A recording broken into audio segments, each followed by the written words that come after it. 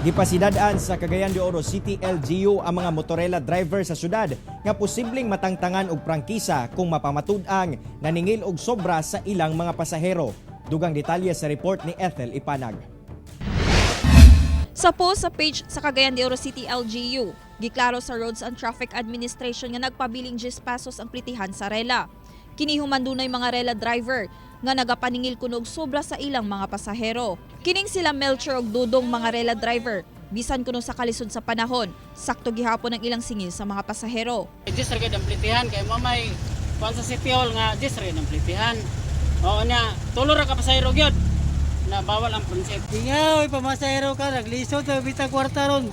Samtang giklaro sab sa RTA nga kung kaniadto sa wala pay pandemya, unom ngadto sa 8 ka pasahero ang makasakay sa mga motorela. Apan karong gipaubos sa enhanced community quarantine kun ECQ ang syudad. Tulo na lang ang pasaherong makasakay. Matod sa RTA, kung ugaling mapamatud-an nga adunay mga driver sa motorela, lakip operator nga misupak sa maong balaod. Posible silang matanggalan og prangkisa. Pwede nila ireklamo ang maong driver or ang operator, no? Kung pwede lang maka-attach sila og kanang supporting document nato, like mapicturean nila ang body number or maskin matimanan lang ang body number or ang plate number sa maong motorela para at least ma-actionan na to diretso ang ilang concern. Ako, sa Ethel Ipanag para sa One Mindanao.